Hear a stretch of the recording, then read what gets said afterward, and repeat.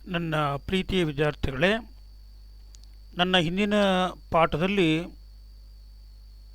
On children ಎಂಬುವಂತಹ ಮೂರನೆಯ ಪದ್ಯದ ಮೇಲೆ ಬರುವಂತಹ ಮುಖ್ಯವಾದ ಪ್ರಶ್ನೆಗಳು ಯಾವುವು, ಇಂಪಾರ್ಟೆಂಟ್ ಕ್ವಶನ್ಗಳು ಯಾವುವು ಅನ್ನೋದ್ರ ಬಗ್ಗೆ ನಾವೆಲ್ಲ ಆಲೋಚನೆ ಮಾಡೀವಿ.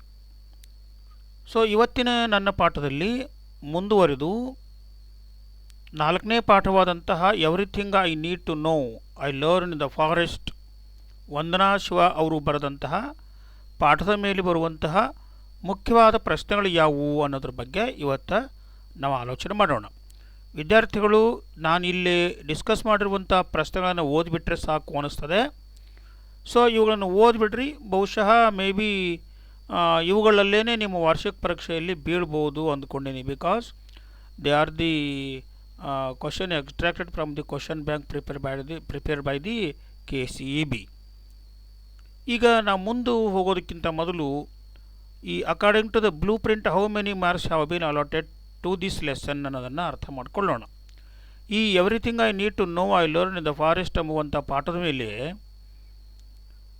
5 ಅಂಕಗಳನ್ನು ಹಂಚಿಕೆ ಮಾಡಲಾಗಿದೆ. 5 marks have been allotted. So what kind of questions have been allotted? So MCQ has not been allotted. MCQ ಪ್ರಶ್ನೆ ಈ ಪಾಠದಲ್ಲಿ ಬರೋದಿಲ್ಲ. ಕೇವಲ 2 ಮಾರ್ಕ್ಸಿಂದು ಒಂದು ಪ್ರಶ್ನೆ ಮತ್ತು 3 ಮಾರ್ಕ್ಸಿಂದು ಒಂದು ಪ್ರಶ್ನೆ ಈ ಪಾಠದಲ್ಲಿ ಬರ್ತದೆ. ನೀವು ನೆನಪಿಟ್ಕೊಂಡ್ಬಿಡ್ಬೇಕು.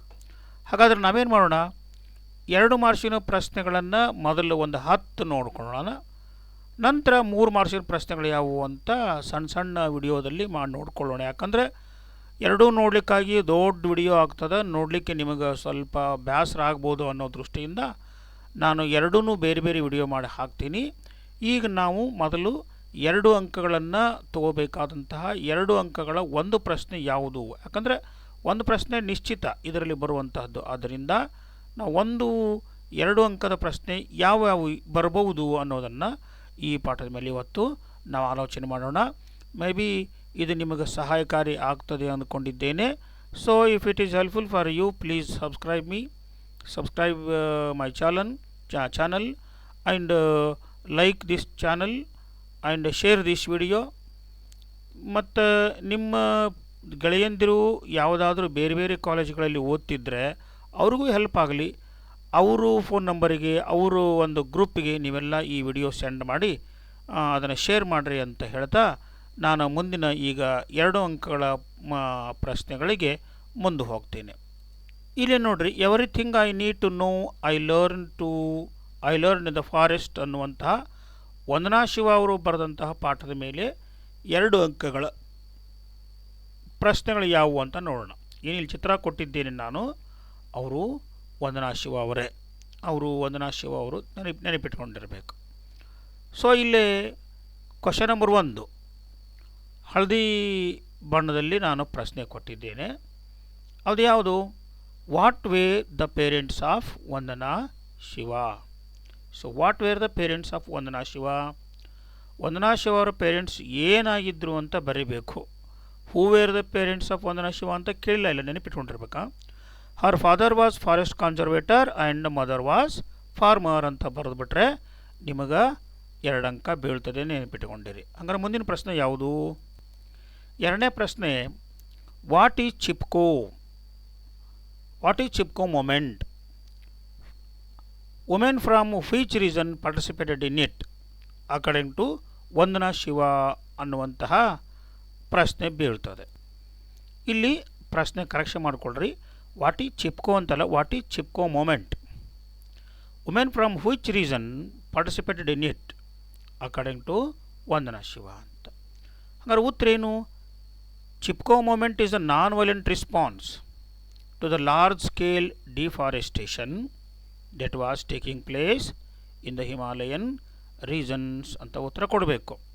Chipko movement or Chipko is the non violent response to the large scale deforestation that was taking place in the Himalayan regions. ಇಷ್ಟು ಬರಬಿಟ್ರೆ ಸಾಕು, ಯಾಕಂದರೆ 2 ಮಾರ್ಕ್ಸಿನ ಪ್ರಶ್ನೆ ಇದು. ಸೊ 2 ಸಾಲುಗಳಲ್ಲಿ ಉತ್ತರ ಇರಬೇಕು.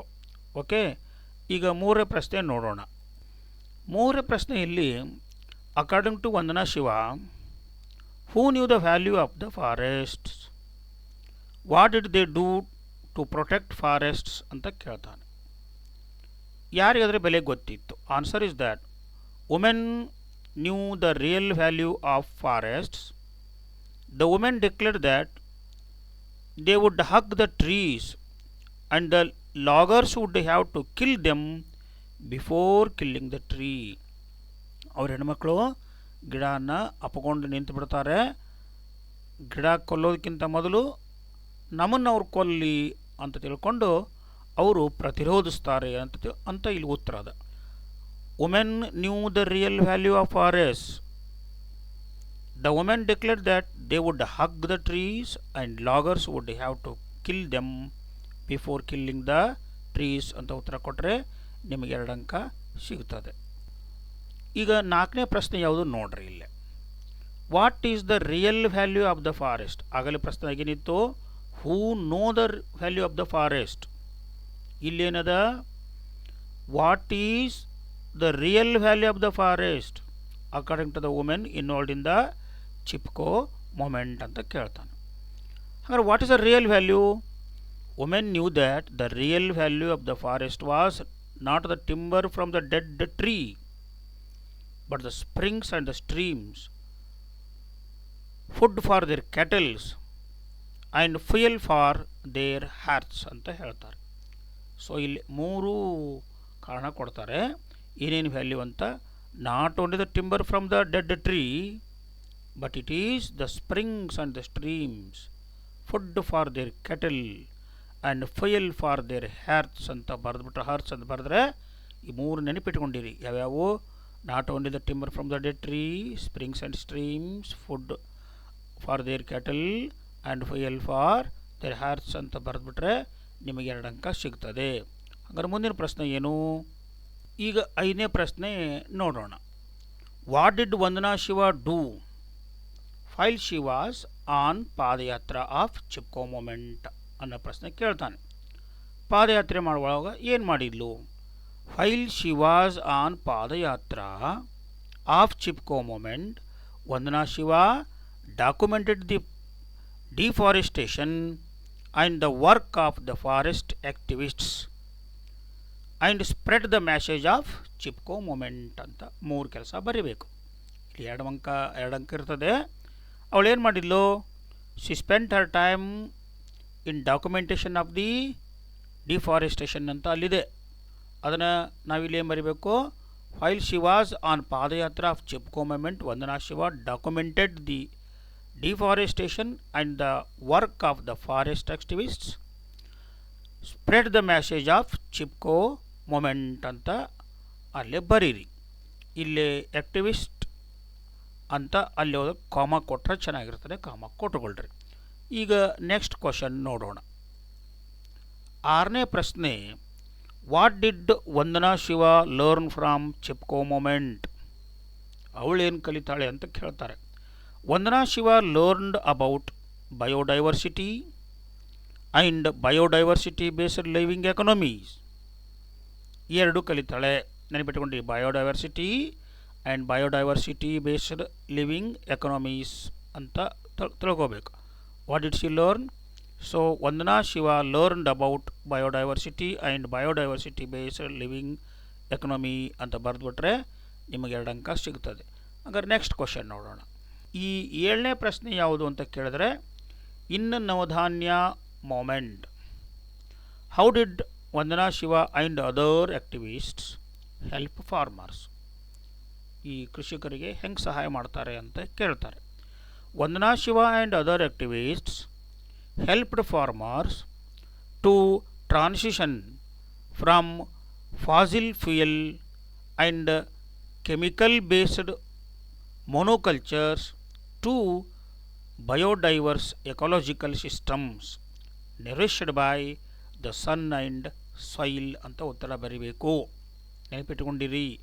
Vandana Shiva and other activists helped the farmers to transition from the fossil fuel and chemical based monocultures to biodiverse ecological systems nourished by the sun and the soil ಅನ್ನುವಂತಹ ಪರಿವರ್ತನೆ ಮಾಡಿಲ್ಲ ಅಂತ ನೀವು ಹೇಳಬೇಕಾಗ್ತದೆ. ಈಗ ನೆಕ್ಸ್ಟ್ ಕ್ವಶನ್ ನೋಡೋಣ. ಹಾಗಾದರೆ 8ನೇ ಪ್ರಶ್ನೆ ಬರ್ಬೋದಾದಂಥ ಮುಖ್ಯವಾದ 8ನೇ ಪ್ರಶ್ನೆ ಯಾವುದು? What did biodiversity teach Vandana Shiva? Biodiversity taught Vandana Shiva abundance and freedom of the cooperation and mutual giving. ಇದು ನೀವಿಲ್ಲಿ ಭಾಳ ತ್ರಾಸ ಪಡಬಾರ್ದು. ಎರಡೆರಡು ಸಾಲುಗಳಲ್ಲಿ 2 ಮಾರ್ಕ್ ಇರ್ತದೆ, ಒಂದು ಸಾಲು 2 ಸಾಲಲ್ಲಿ ಉತ್ತರ ಕೊಟ್ಬಿಡಬೇಕು. Biodiversity taught Vandana Shiva abundance and the freedom of cooperation and mutual giving ಅಂತ ಉತ್ತರ ಕೊಡ್ರಿ. ಈ 9ನೇ ಪ್ರಶ್ನೆಗೆ ಏನು ಅಂತ ನೋಡೋಣ. 9ನೇ ಪ್ರಶ್ನೆ, name the 2 popular courses in Earth University. Because there were some courses, ಅದರಲ್ಲಿ 2 ಕೋರ್ಸ್ ಹೇಳ್ರಿ ಅಂತ ಪ್ರಶ್ನೆ ಕೇಳ್ತಾರೆ. The A to Z of organic farming and agro ecology and Gandhi and globalization are the 2 popular courses in Earth University. ಅಲ್ಲಿ 2 course ಯಾವ್ಯಾವು? A to Z of organic farming and agro ecology and Gandhi and globalization are the 2 popular courses in Earth university. ನೆನಪಿಟ್ಕೊಂಡಿರಿ, ಸ್ವಲ್ಪ ಮೇಲೆ ನೋಡ್ಕೊಳ್ರಿ, ನೆನಪು ಉಳಿದು ಬಿಡುತ್ತವೆ. ಹಾಗಾದ್ರೆ ಇನ್ನೊಂದು ಪ್ರಶ್ನೆ ಕೊಡ್ತೀನಿ, ಯಾವುದು ಅಂತ ನೋಡೋಣ. 10ನೇ 2 ಅಂಕದ ಪ್ರಶ್ನೆ ಯಾವುದು ಅಂತ ಕೇಳಿದ್ರೆ, name any 2 conflicts about which Tagore wrote ಅಂತ ಕೇಳ್ತಾರೆ. ಯಾರು ಟಾಗೋರ್ ಅವರು ಏನು ಬರೆದ್ರೆ ನೋಡೋಣ. Tagore wrote conflicts about greed and compassion, conquest and cooperation, violence and harmony. ಇವನು 3 ಬರೆದು ಬಿಡ್ರಿ, ನೆನಪಿಟ್ಕೊಂಡ್ರಿ. Greed and compassion, conquest and cooperation, violence and harmony. At the end of the lesson they are given. ನೀವು ನೋಡ್ಕೋಬೇಕಾಗ್ತದೆ.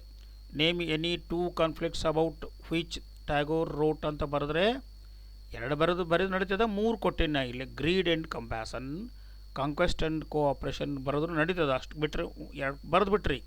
ಅದ್ರ ಒಂದು ವೈಲೆನ್ಸ್ ಆ್ಯಂಡ್ ಹಾರ್ಮೋನಿ.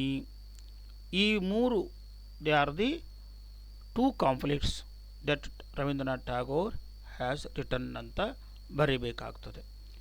ಈಗ ನನಗನ್ನಿಸ್ತದೆ ಈ 10 ಪ್ರಶ್ನೆಗಳಲ್ಲಿ 1 ಪ್ರಶ್ನೆ ಬೀಳ್ತದೆ. ಯಾಕಂದರೆ 10 ಪ್ರಶ್ನೆ ಕೊಡಬೇಕಾಗ್ತದೆ ನಿಮಗವರು. ಇದು 6 ಅಂಕ, 2 ಮಾರ್ಕ್ಸಿನ 6 ಅಂಕ ಅಂದರೆ 4 ಕೊಡ್ತಾನೆ ನಿಮಗೆ. Answer any 3 of the following questions in 1 or 2 sentences each ಅಂತ ಕೊಟ್ಟಾಗ ಅಲ್ಲಿ there in the part B how many questions will be given.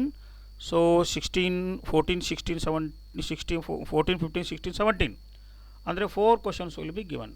ನಿಮ್ಗೆ ಏನು ಮಾಡ್ತಾರೆ, in the question paper there are 4 questions. Among the 4 questions you have to answer only 3 questions.